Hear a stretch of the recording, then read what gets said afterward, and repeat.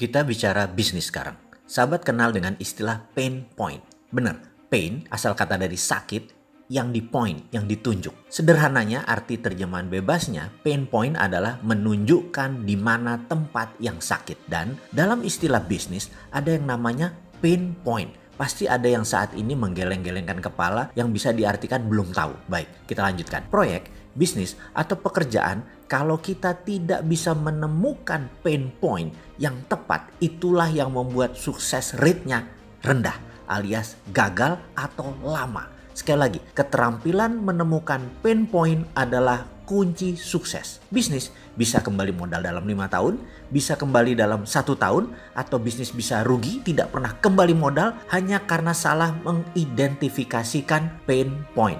Jadi, masalahnya dalam marketing plus selling, kita harus bisa mengidentifikasi mana yang needs, mana yang wants. Ketika kita memahami perbedaan needs dan wants keduanya, maka pain point akan mudah terindikasi. Ketika pain point ditemukan, maka perpetual perception position proyek kita pasti ketemu, dan disitulah proyek mulai ditemukan titik mulainya, titik nolnya, dan pasti sukses. Oke, sampai sini pasti ada kepala yang mulai penat. Ini apaan lagi sih? Emang berbisnis itu segini rumit ya?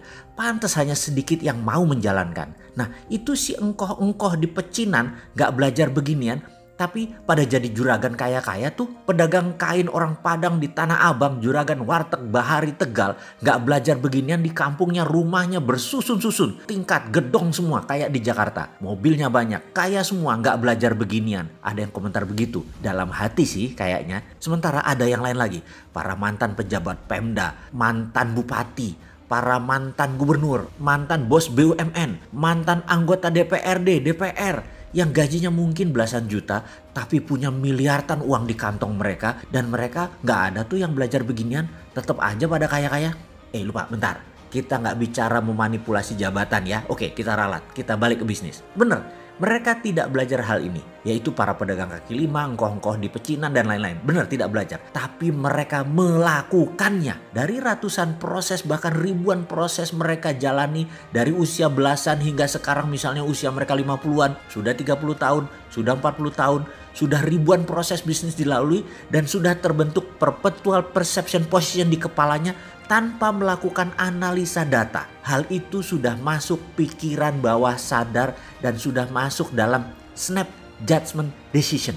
Itu artinya mereka belajar juga, hanya secara tidak sadar dengan melalui perjalanan dan pengalaman hidup mereka. Seseorang dengan insight dalam tanda petik bisnis yang dalam tadi, jika melihat sebuah tempat usaha, dalam sekejap mereka bisa tahu, ini akan jadi besar, ini pasti gagal, ini bakalan hanya jalan di tempat. Matanya dengan cepat menemukan titik pain point. Otaknya dengan cepat menemukan di sini needs-nya. To make story short, wants atau keinginan itu adanya di pikiran atas sadar atau dikenal dengan istilah conscious mind. Needs atau kebutuhan berada di pikiran bawah sadar atau dikenal dengan sebutan subconscious mind.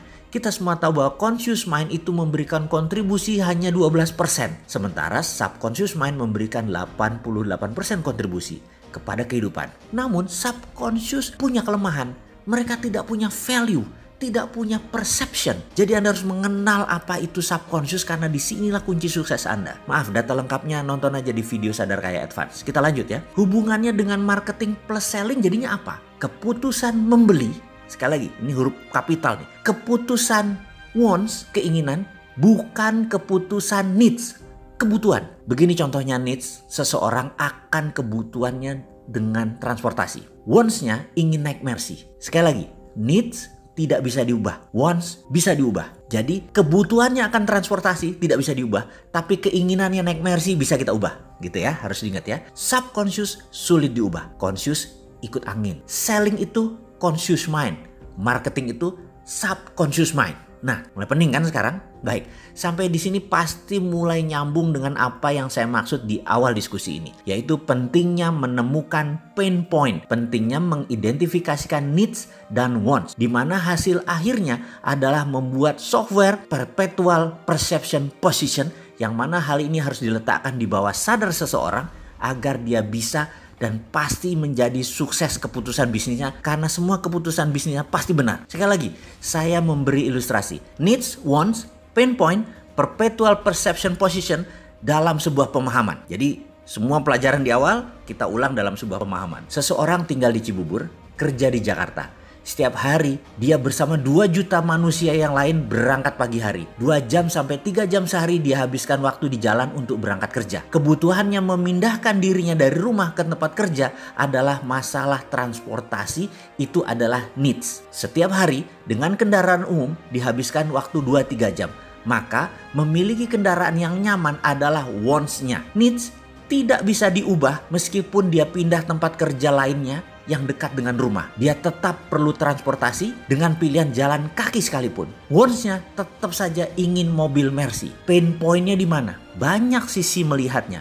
Ada puluhan pain point-nya. Dapat satu saja Anda jadi milioner. Salah satu pain point, lihat saja Gojek, lihat saja Uber, lihat saja Grab. Ada lagi yang lain? Ya pasti ada. Sekali lagi saya tanya, pain point-nya mana? Satu sudah dilihat oleh Gojek dan Grab. Pasti Anda sudah mulai tangkap. Sekarang pasti Anda sudah mendapatkan aha momennya. Apa masih belum? Ada banyak contoh loh. Ada puluhan pain point-nya. Apa masih perlu penjelasan? Apa itu perpetual perception position? Ini belajar bisnis apa belajar psikologi ya? Kita lanjut.